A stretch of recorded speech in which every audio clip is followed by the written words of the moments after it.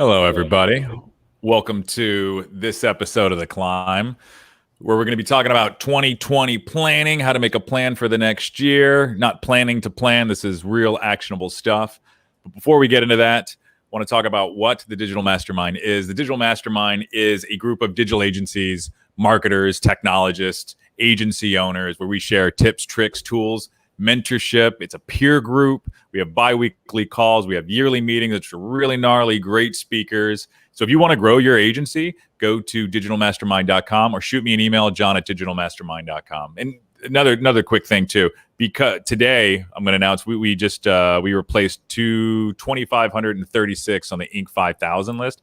That would not have been possible without the Digital Mastermind group. Sharing all of the information with my peers. That's where I met my business partner and my great friend and co-host, Dave. So I can't say enough about the group. We're not making any money on this. We just literally do this out of the love, enjoyment, and the power of collaboration when great minds get together, which is a mastermind. So like I said, shoot me an email, john@digitalmastermind.com, or visit us at digitalmastermind.com. Check it out for yourself. Submit a contact form. We'd love to hear from you. All right. So we're going to get into today, which is about planning, right? So this is a bit interesting because we've had a year that if you made a plan in 2019 that was super strict and super strict where it didn't offer the flexibility, then your 2020 plan would be shot. You wouldn't be able to execute on it. So Dave, I want to bring you out here because I know we've talked a ton about planning. And I know you have different opinions on it, and I think this will be good, more of a debate type of standpoint, right? Because we're both action oriented, but we both believe that there's a certain level of planning that has to take place, and I think you might be on the lesser side. So go ahead and share your opinion before we get into this, and I want to see how this fleshes out between the both of us. So in my view, I think you need to have a long-term goal, and then you need to be very fluid with your routes to achieve that goal. And things you need to be able to be agile when things change. Because if you plan out too rigidly, I mean, in this whole coronavirus like blew up plans, like destroyed plans. Yeah. But there's tons of other things that aren't corona level, aren't pandemic level, that's going to screw up your plans as well. So I've been to some like planning sessions that have been hosted here locally. And I mean, it was down to the like specific, how much you want to generate, like what tasks you're going to do, like all this stuff. And I like filled out this worksheet. It was the dumbest thing I've ever done. That's people just trying to sell things. Correct. I just tossed that to the side. I got in the car and I never looked at it again. Yeah. So I think you have to be very agile in your planning with a long-term goal in mind. Okay, perfect. So I think we'll, for the most part, be aligned in this because the disclaimer in the note is you have to be flexible, because if you're not going to be flexible, then you're creating a shitty plan, right? So there's that. It also it has to be simple, because if it's not brutally simple and realistic, it's not going to be followed. You're going to be discouraged. Whoever's supposed to follow you is going to be discouraged. And when it comes to leadership, you have to move at a pace that the people that are following you can follow you. So if you think about a mountain, right? If you're going, over that mountain and you're cresting it before the people that are following you, they're not going to see which road that you took. So this mountain? Exactly, like the climb, right? This journey. I think the other thing too that's important is process, right? So how much of the downfalls can be created with better process, and process doesn't take away from like spontaneity. It's supposed to deliver more work, but I see too many people that are making plans where the process would have taken care of a lot of the things that they were planning for, and it's as if yesterday didn't happen, where they just keep repeating the same things. So I would separate your plan and your process, as two different things, right? So this is the disclaimer. So for anyone out there watching us live right now, message, comment, let us know. Do Do you plan in 3 months, 6 months, 12 months? Like, let us know what your plans do when you think about an annual plan. We'd love to hear what you guys have to say out there. But process. What I think of planning, what really popped into my head is when I used to work for CSX, which is like an old school Fortune 500 company, logistics, just old school corporate, right? And we used to have meetings about the meetings we're about to have. Like that blew my mind. Planning to plan. I just It's the worst. Yeah.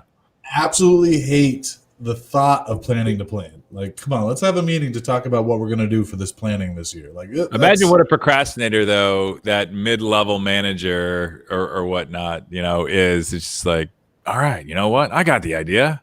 I'll just have a meeting that will tell them about the meeting that we're going to need to have, and maybe I'll get the information I need from that. I mean, that's why corporate America moves so slow. That's why the smaller, agile. That's why digital agencies exist, because we get shit done faster than the corporate entity can do, because we don't need to plan. So, yeah. No, I think that's great feedback, and I think the first step in planning, depending on this is I guess depending on wherever you're at. I was going to say an agency just starting out, but maybe this could apply to them as well. But we're talking to agencies that have been in business for a few years. Is you have to answer the question, how the hell did we do, right? And that question is reviewing and assessing, wins and losses, right? So looking at your numbers. And the number is right, depending on what you're tracking. Sales, right? That one's near and dear to me. Employee turnover, though, that should be something that you take a really hard look at, whether you're doing exit interviews or not. Is something. But all right, did you lose specific staff, and is there a cause for it? Right. Client turnover too, right? Client turnover and retention, also something to review and assess.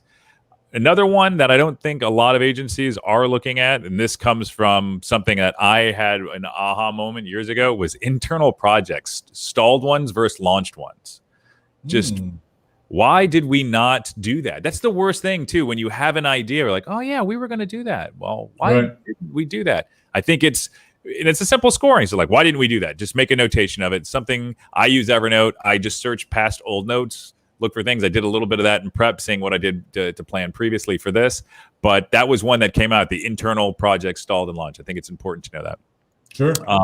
Also assessing is competitors, right? If you have a peer group, find out what other people are doing. This is when a comparison can be very, very powerful. All right, what are they, what were they achieving that I did? What's that?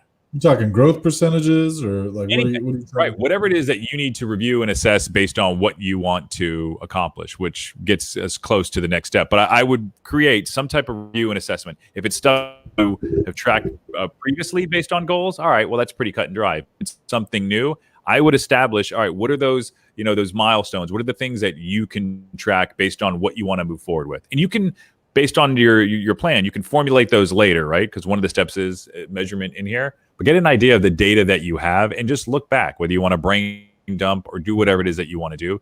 Get a clear picture of what happened previously, 1, 2, or 3 years ahead. Or, 1, 2, or 3 years previously. When you were running the agency by yourself as Revital, what was your most important KPI? Sales. And I assume that's true today? Yeah. Sales is a powerful thing. I'd say that was the most important one. And are you talking new sales, new business sales, or just total sales? I'm sorry, it broke up there. You're talking new sales, like new business sales, or total sales? And the what I'm calling the difference is, like retainer, monthly recurring revenue versus new business coming into the business. Yep. It was mainly just sales in general, right? And then, of course, new clients, I would say, was subordinate to that. But revenue sales was the main driver. So I agree with that. That is basically your main KPI to find out if you're running a business properly. Right. But that number doesn't tell any stories. So I like to look at new business sales as where my future's heading. And Yeah, then I guess what I'm saying for measurement, previous years, if we're going to compare, it'd be all right, 1, 2, 3 years back. What is our growth rate from those? Okay, so what are new sales? So it'd be new client acquisitions based on the retainer model that we had set up, right? And yeah, then I'd say after that, our other thing, trying to think of what we reviewed. It's already been a couple years based on our planning. Um, Also, we I would mean, calculate websites launched. We would calculate, client retention rate, and then we would calculate the yeah. So I guess it was new accounts one that was in there. I think those are the main KPIs that we would go with. I mean, at the end of the day, as long as I made $1 of profit, which means everybody got paid, every bill was paid, everything was done, and I made $1, that I look at that as a success, right? So Sure. ultimately, that's my main KPI. But I want to know how many people were new business were coming in, because back in the day, like, our new business was slow, so we had to bust our ass to keep every client we had, because our recurring revenue and that retainer relationship was the most important thing. Where when we lost one, that could have been devastating. Now, as we're growing, and I just want to be able to say it, we just made the Inc. 5000 list, and like, super kudos to us. But now I'm like, all right, we got to start bringing in new business, because we're growing, and we got to, it's not just about playing defense, but now we're getting a little offensive. So I mean, to me, the most important thing is that new business number coming in, and well, that's, I guess, the most exciting thing for me. I'll put it that way. Yeah, but I think number one, it's sales, right? So I guess the way it's hard to separate those. So if you have sales, new business is that you have to bring on new accounts if you want to keep, winning. I know there's some people that believe there's some, like, you have 10 accounts, you have 20 accounts, and then you cut off your last 20%, your management. That, to me, that just seems ridiculous. Like, you have to be continually out there hunting and foraging for the new accounts that you want to pull on. And if you want to get rid of accounts, that's fine or whatever. But I don't necessarily agree with that. Just continue looking for new business. But yeah, so how the hell did we do is number one, right? The review and assess your wins and losses, and just be kind to yourself in that as well. Number two, you can move this up or down a list, but I think it's important to have this high, is defining your purpose. And what I mean by that is not the whole why, but the way that we do this is defining your theme, right? So this year, what is it that you're doing? You can put in there, of course, why are you doing it? What do you want to accomplish? Ours was actually based on the name of this show, The Climb. We started this, I believe, in December of 2019. So when we were doing our planning, we did it a little bit late last year. We're starting it earlier this year. It's August right now. We came up with the theme, the Climb, and that's actually I can't remember. I'm sorry, it was based on the show, but this is a year of the Climb, and we've used this as a mantra. That's why a theme is very important. That's why I have it so high in this list. It's a rallying cry for your team. It's something that your troops can get around. So whatever that word is or phrase, or it should be something that is thematic, because what it does is it instills a condition, and that condition is something that you can keep pressing. So if you're in a meeting with your team and you want to pull people together, are we climbing is a question that you can ask. You can also throw it out there as a hashtag, whether it's in Slack or whatever channels that you use. And essentially, at the end of the day, our whole framework is built on that. We had some pretty aggressive goals this year, and we're continually working really hard to hit those. But something that we will say internally to ourselves, and it's not just leadership, it's every level of staff, is climb. This is a part of the climb. And are you climbing? So define a theme is number two. I mean, if you think about the Climb and our application of it, I mean, it works so well. I mean, hasn't COVID been that mountain this whole year in 2020? And I mean, climbing that mountain, just that challenge. I mean, that's why I loved the theme. It's there's a challenge in front of us, and whether a pandemic hit or not, we were going to look at 2020 as a year of a challenge to take our business to the next level. And then COVID popped in and said, "Hey, I'll be your mountain." And then we looked at it and said, "All right, time to climb this mountain." I mean, I loved the theme. I mean, it'll be interesting to see what we come up with next year, because I mean, I think the climb is just so well placed. So fitting. Yeah, so fitting for this year. And you know, it reminds me of a side story. I played football in high school, and our senior season, our um, our theme to the season. You know how teams come up with a saying or whatnot. Yeah. Was something like "believe in us" or "we believe" or something like that. We lost every game that year. We were just completely terrible. But like a song came at the end of the season after we just got our ass kicked for the last game of the season. The 12th song came on the radio that like had this in the chorus, and we all kind of looked at each other like, "Wow, like this is meant to be." But God, what a grueling, terrible season that was. Yeah, we our ass kicked every week. I played high school football too, and I remember there was this one. I think it was like homecoming or something like that, and the other team was beating us so bad, and they're like, "So this is homecoming, huh, boys?" I remember them saying that. It was so patronizing at the time. But it's funny. So football, when we came up with the theme, the climb. I remember John Gruden, and it was the Buccaneers, where they had a season where it was like pound the rock. I can't remember if that was the year they went to Super Bowl, but they had this giant boulder that was in the locker room. Whenever anybody got upset, they would go toward the rock and hit it. I remember too. Just they had all these like sledgehammers. Like that seems a bit like a liability. And also, what if one of those rock chips goes in one of those dudes' eyes? Well, I was just going to say, is this the year that somebody actually put an axe in their own foot? Because that's happened in an NFL locker room with just that exact kind of thing. Somebody actually cut themselves with their gimmick. Yeah, no, I it might have been the same year, but yeah, I don't believe that was the Bucs. Yeah, they didn't have. I hope they weren't hitting them with hatchets or axes. That just seems completely irresponsible and stupid. If anyone in our audience knows the answer to that, please let us know. Yeah. All right. So number three. Number three is laying out goals and objectives, right? So to start with goals, it's kind of two parts. Keeping goals high level, and they can be some of the points that we touched on earlier, whether that's revenue, new sales, old sales, customer ratings, right? Something, whether it's net promoter score, the customer effort score, or just satisfaction scores. I think this is something that should be a goal for a lot of companies.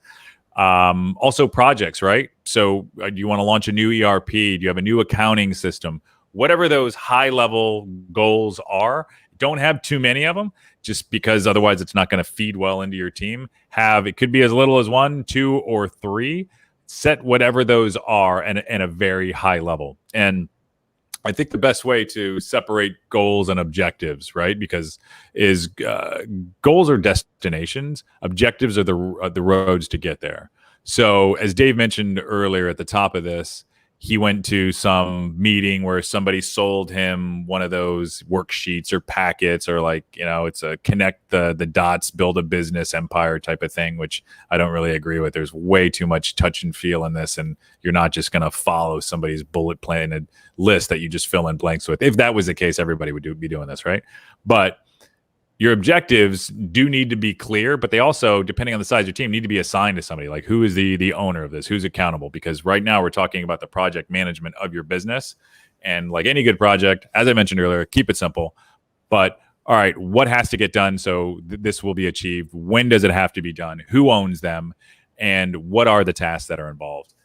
I do not recommend building out this super ornate, detailed thing, because it's going to kill action on the other end, and it's not going to be followed. It might be some mental stimulation you get from it, but it's not going to be productive. But goals, set them high level. Goals are the destination. Objectives are the road to get there. State what those are, and make sure that there's something measurable in there that you can achieve them, and that they're time based. So your internet just keeps going in and out. So I don't know if you need to try a different Wi-Fi or something, but keep getting choppy. For goals, I mean, my big thing here is, you've got to talk about the difference between personal or individual goals. Just switched it. There you go. Company goals. What it sounds like when what I heard is you were talking about like individual goals, somebody owning it, and then those, should be reset quarterly, and then how that applies to the overall goal. Like I don't want a Yeah, I said company high goal level goals. that I is guess it didn't assigned to go out. someone. It's macro. Yeah. It's high level goals. Right. 1 to 3 Right. goals for the company. This is what we're going to work on. This is what we're going to achieve. Yeah. And Do I need to for us, do that again? Was it that bad? Was it like that spotty? no, but it was noticeable enough, and it was choppy. I mean, we got the gist. We like goals. No, we're good. Like the goals I like to keep very, very macro, very high level. And you know what? I guess I'm so defensive in nature. Like I remember our goal for this year was just beat last year. Because I feel like every time we have a dramatic upswing in revenue over a year time, I don't buy it. Like I don't believe it. I don't think it's real. I'm like I always think it's an anomaly. And so when I say let's just beat last year, I'm really just saying prove to me that it's not fake. Like, is this real? Is this our real world now? Because I don't know what. It's maybe the defense mechanism, or just I don't want to set myself up for failure or disappointment. But I'm like, nah, that ain't right. It could be, yeah, defense mechanism to protect from, disappointment. But regardless, as a business and mouths to feed and people counting on us, it has to happen. So I think there is that necessary built-in piece that if we are beating next year, there's automatically a number that gets associated with that, and that's the number that we're working toward, and that should align all the other objectives, right? So new sales, customer retainment, we're going after clutch reviews. And right. I know you really want to talk about the comment that just came in. I said you keep looking over. I know. Hi. Please go ahead. Right, this is gonna be a little shout out to one of our employees, Tony, as well. He's a huge Jaguar fan, and your lovely wife messaged in that said Chris Hansen from the Jacksonville Jaguars cut his foot with an axe, and he's a kicker. Like.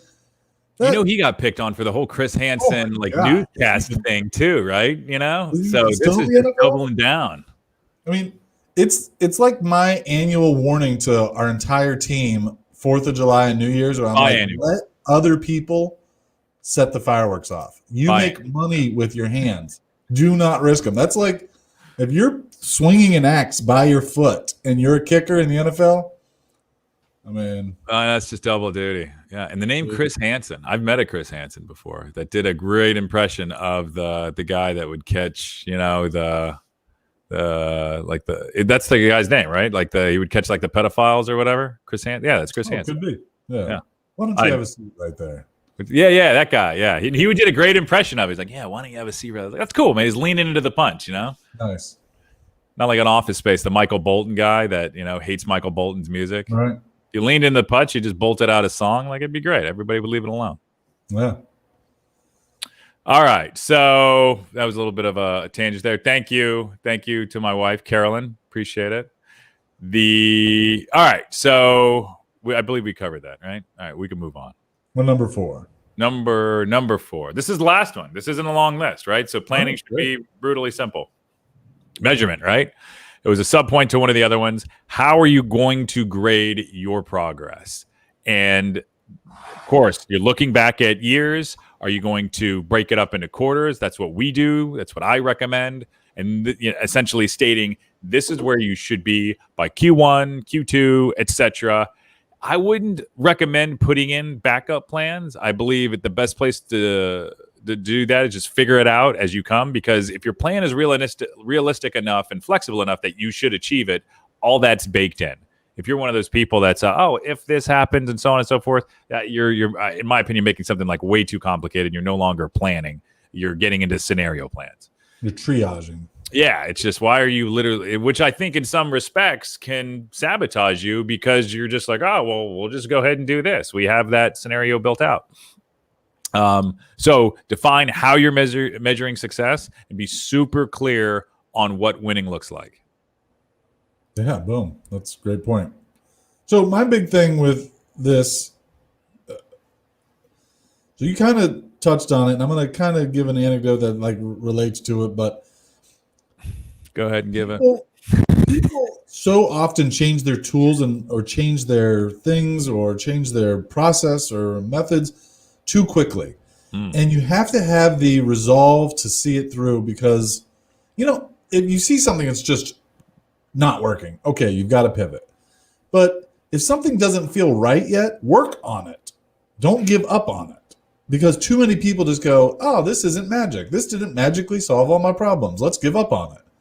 And that can't be the route. You have to say, all right, I got to stick with this. I got to work. And nothing that you achieve is easy. Or if it is, it's not worth achieving. So, But it's an interesting thing, though, right? Because that level of objectivity towards something is so subjective, right? And that's difficult. Maybe that was a complicated way to say it. So, for instance, we tell a client, don't judge a marketing campaign if it's anything less than 3 months, right? Right. For the most part. There's other extenuating circumstances where you're like, all right, well, that didn't make sense. Sure. So what is the best form of measurement? There's some things where you're just like, we know this isn't going to work based on the data. Do you put a timetable on it? What do you do? I would try to look for what other ways that it adds value to the process. Because I was just thinking for ourselves, like, what about if we came up with a marketing campaign that wasn't bringing in new sales, but it definitely worked as almost like a PR. Yeah, there's sub points and KPIs that it should lead up to a sale, which essentially are the objectives to that goal, right? I was thinking if we look more professional, like if our brand looks, more, at that level we want to be, and then there's value there, and maybe I'm still okay with running that. Maybe we don't spend as much, but I like being out there. I like interacting with people. And so I would try to find the value there and justify the value. And again, if it looks like ass and doesn't convert, then we just got to scrap it. Then there's nothing to salvage there. Reminds me of somebody that would pitch that their branding work was like, oh yeah, that's 30% to your top line value. I was like, how do you measure that?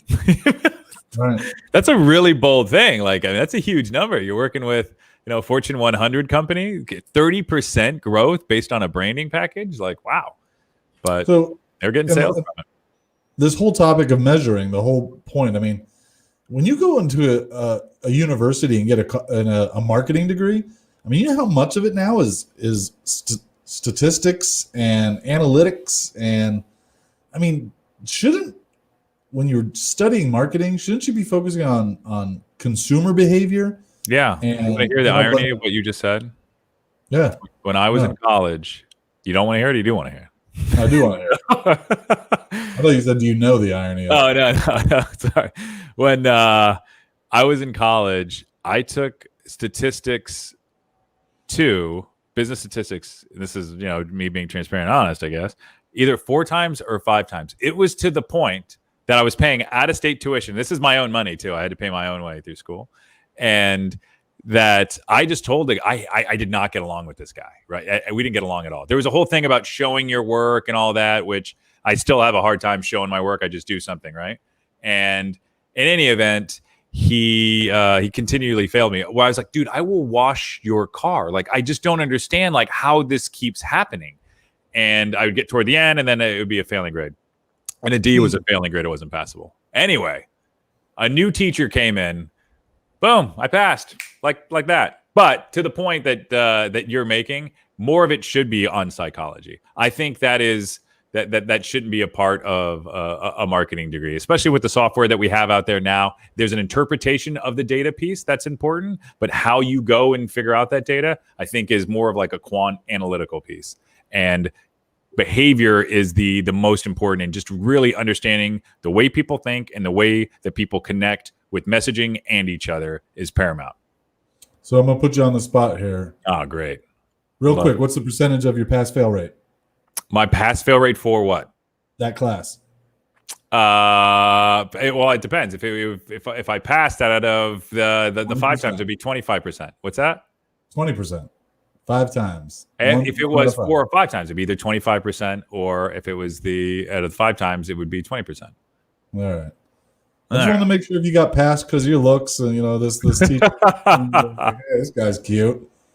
Yeah, Well, it wasn't. I earned it. Okay. I do wonder though if that guy did see all the others and he's like, I didn't like that professor either. Yeah, we're gonna go ahead and pass him. Yeah. How many other people did you see semester after semester? There were a lot of people that failed that course. Yeah. Okay. Yeah. All right. Well, we got a comment here. We got a question for you. Let's see.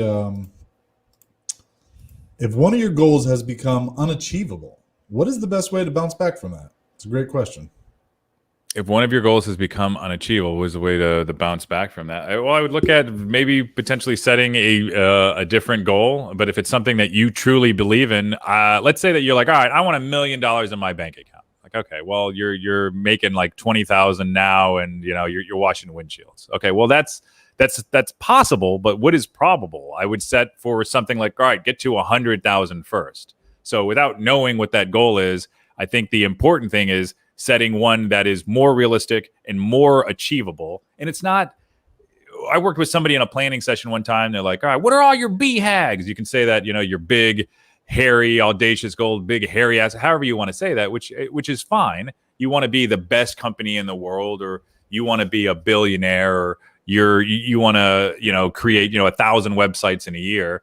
I think it's setting something that is more realistic based on the resources that you have and that assessment that you've gone through.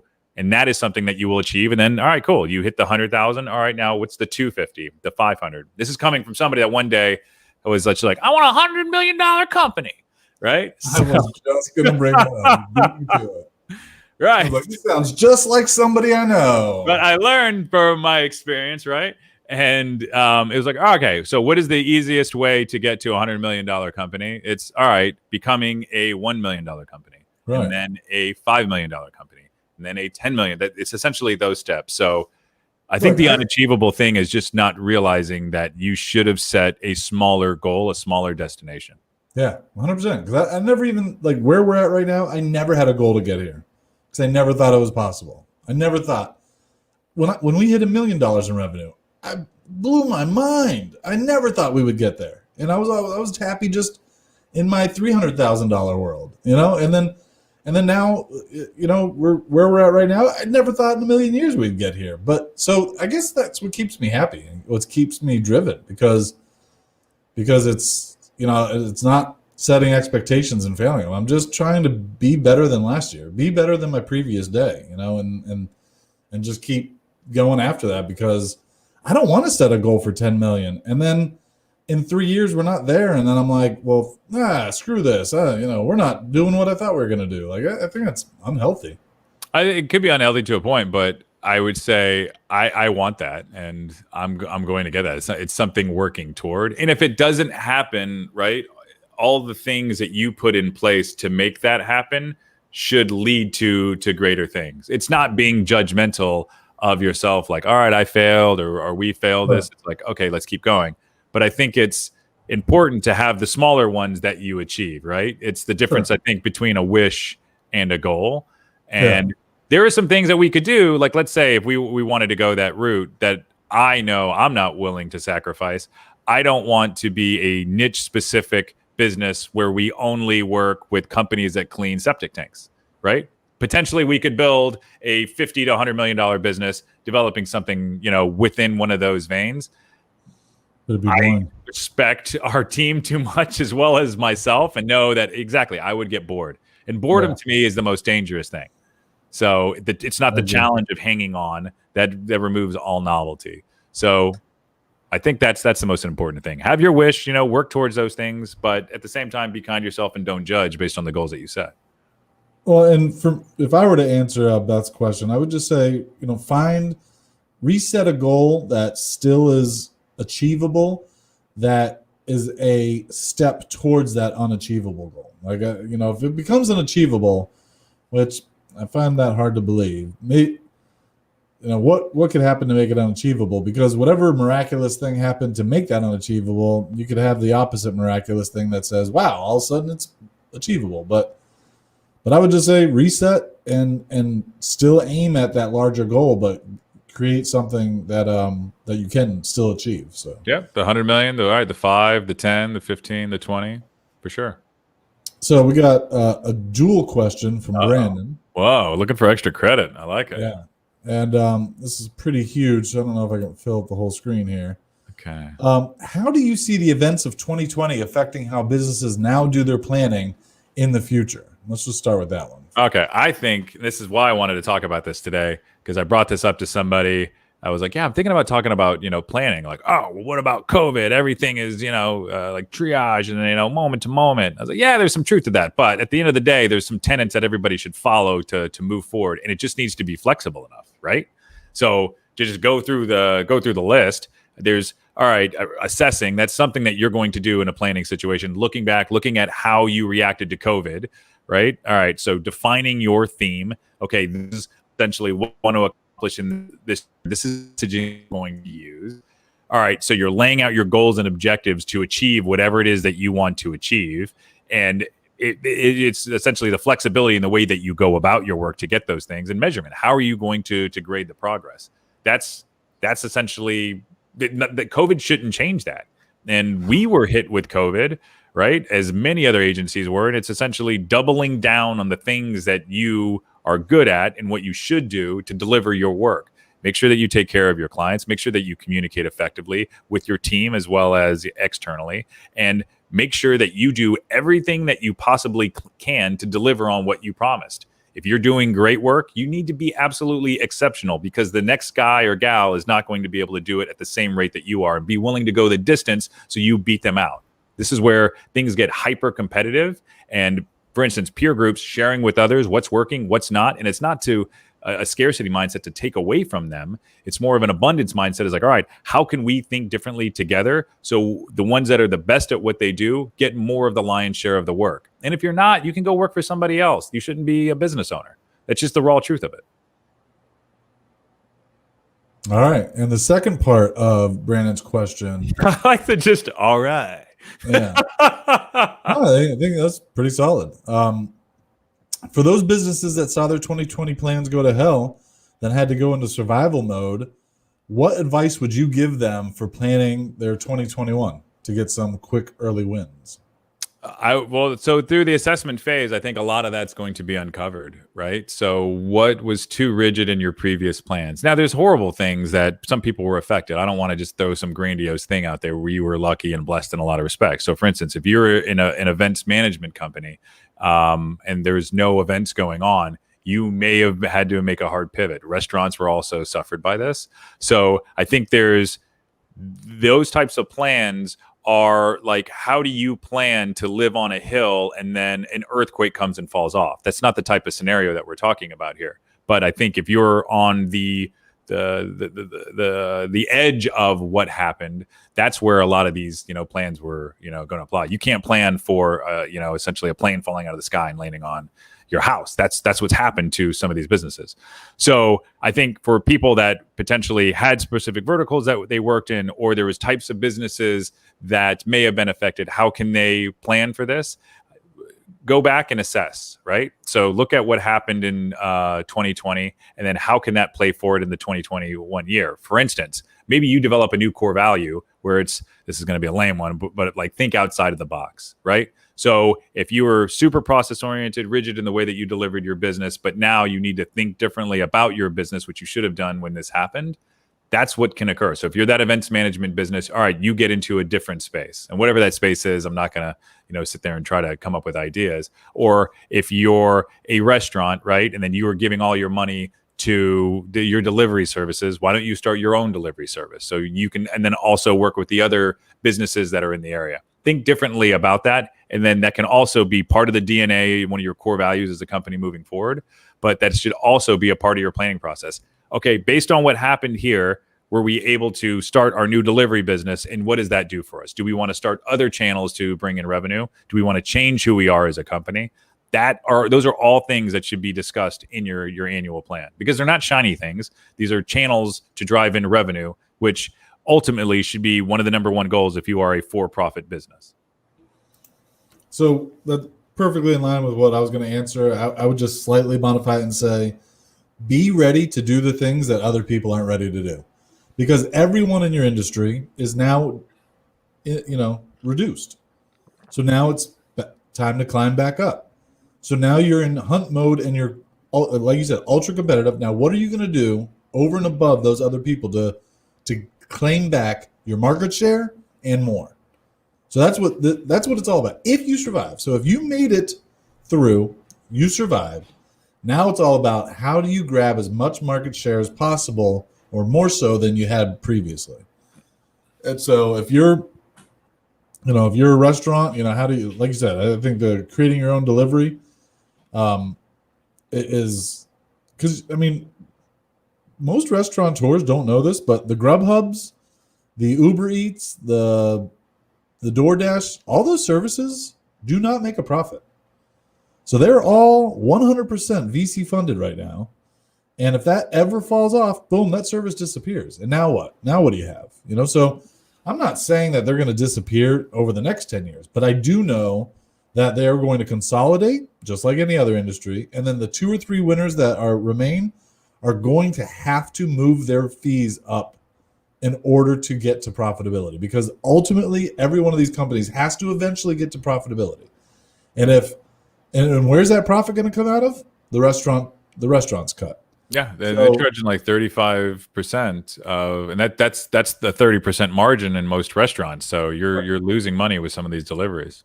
And sometimes we call up, during this COVID scenario, we've called up some, and the cost to get food delivered was so ridiculous. I just went and picked it up. I know that's not an option for everybody, but that's already so expensive. So if you could just hire a delivery driver, problem solved, and just build that into your process. Like, elevate your process and your business plan, and then that leads to, hey, start doing some online marketing, and hit, like, a lot of mom and pop restaurants don't understand the value of like advertising on Facebook, and you can actually narrow down your Facebook advertisement to just be from 3 to 5. Those 2 hours before dinner where people are like, "Oh, I'm hungry. What am I going to eat tonight?" You don't have to be buying an ad that runs all day long and just spending money. Just focus it. I want more, bringing it back to goals. I want to increase my delivery food, revenue by 20%.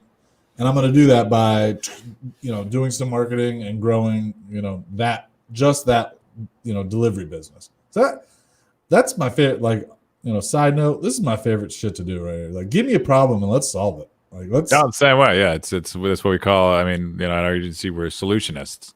The other thing too, though, like thinking about problems differently, right? So I know there's agencies that are working with, restaurants or hospitality. If you're working with, restaurants, if they're good, and it sucks. There's a lot of, I live in St. Petersburg, Florida. There's a ton of mediocre restaurants, but there's some really, really great ones as well, right? But for some of the restaurants, one of the thoughts I had is like, all right, if all the money is going into grocery stores, right? We don't have any really hospitality clients, but agencies could work with like, okay, you have a soup that's incredible. Why don't we figure out a way to package this soup, right? Right. Why don't we figure out how to get this sauce or whatever those items are, and we productize, your offering. I didn't see a whole lot of that, and maybe it's happening behind the scenes and I'm just not in the loop. But those are the ways to look differently at your problem. I know it's not immediate. This is the thing that we need to solve right now, but that is something that creates a ton of social engagement as you begin sharing that journey and that path that you're moving toward. Also figuring out, what you need to do now, even from a catering level as well. Yeah, I spoke to someone actually about that. I was trying to look into getting to Publix, and so my brain instantly went to, you can't just jump into Publix. Like, go find some independent grocery stores. Go find, some smaller chains. Like, Publix is here in Florida is by far the number one grocery store, and you're not getting into Publix for just saying, oh, I've got good soup. You need to. Can you provide enough soup for the whole state? Can you? Well, it starts with one store trial. Yeah, they're amazing at what they do because they've taken the steps to do it in such a way that it delivers on their promise. So yeah, you're not going to win at that at night. It's going to be very, very stepped. But if I was a local mom and pop restaurant, I would be like, where's the independent grocery stores? Where's the even convenience stores? Yeah, that's what I'm saying. Corner stores. Yeah. Yeah. Corner stores. Or set up something on, like, go to, like, a market, get a corner with, get a city permit and a sign with your own little hot dog stand or whatever. Or start a new service, like a weekly. If I'm an Italian restaurant and you want homemade sauce, I'm going to deliver you a frozen, container of sauce that you can use throughout the week.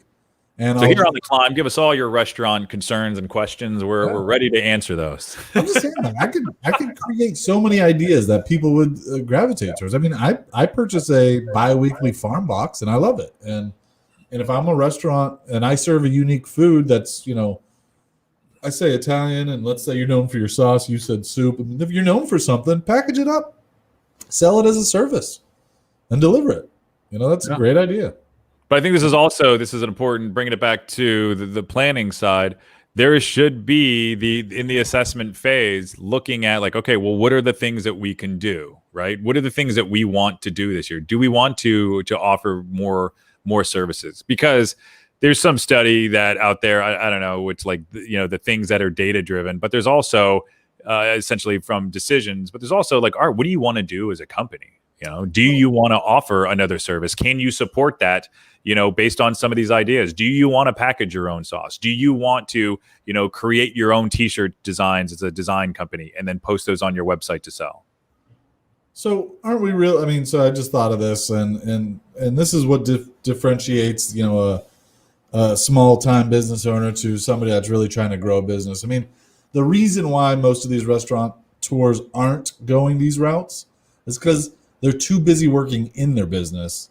They're not working on their business. So they're not planning. They're not coming up with those things. They're too busy worried about getting orders out or cooking or, being inside the business, that they're not sitting back and going, all right, how do we pivot, the aircraft carrier, the saying of trying to turn an aircraft carrier. It takes time and planning, but you have to, as a business owner, be able to have time to think about. And I think that key word there is worry, right? So if it's exhausting you to all ends, then maybe this is something that's not for you. Maybe you need to figure out how to merge with somebody else, or you need to, there's nothing wrong with being an employee and working for somebody else. You can get out of this business, right? So I think those are things to look at. If you're worried all the time, that is a bad state of affairs. And that is something that you really need to take a hard look at. Yeah. All right. So, do you have any by the numbers?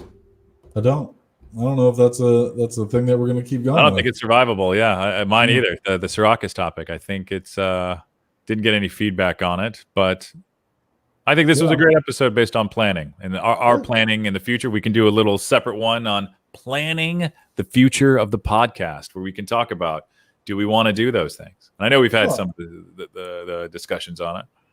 We've got 12 minutes left in the show, and I think we just use that to just kind of open up the discussion. I mean, if we got any questions out there from the live audience, feel free to kick them in.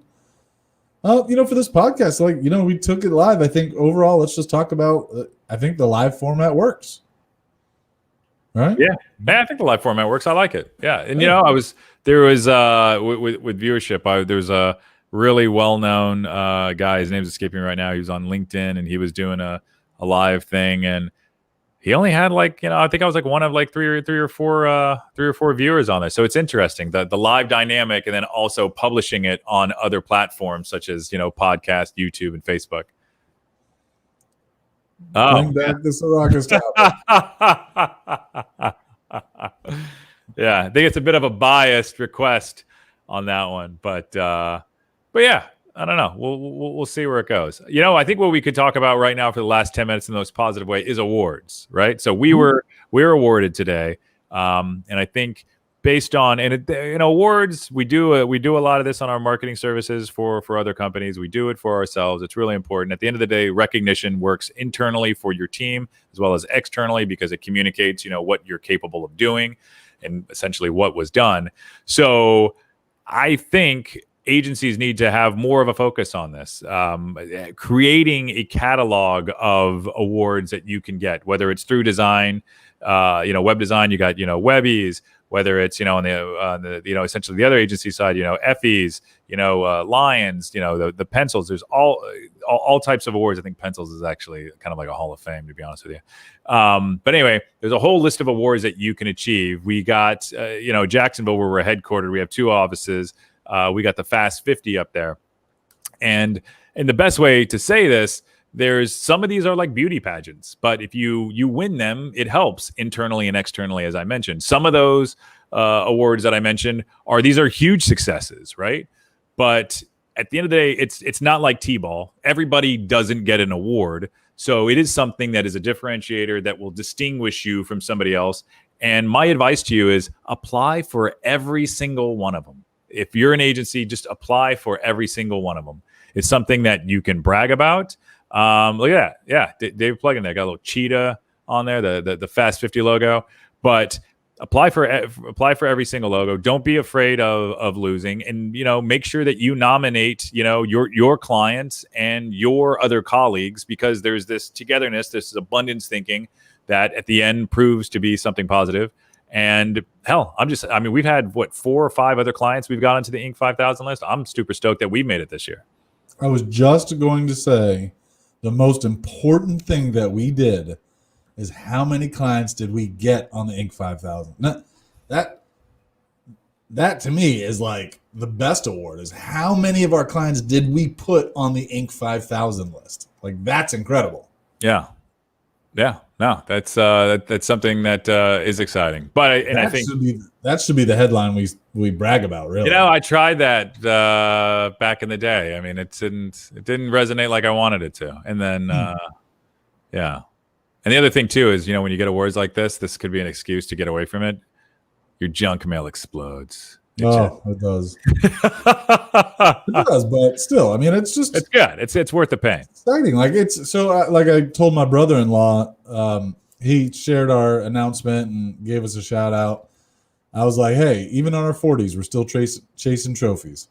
And it's wins, man. Everybody loves wins. Yeah, the days of earning trophies, you thought were done when you were in your 20s, but now it's just a different type of trophy. So yeah, I like it. I think it's, like I said, we're installing shelves in our main space that you walk right in. I want every employee to see the awards that we've won. I want clients to see it.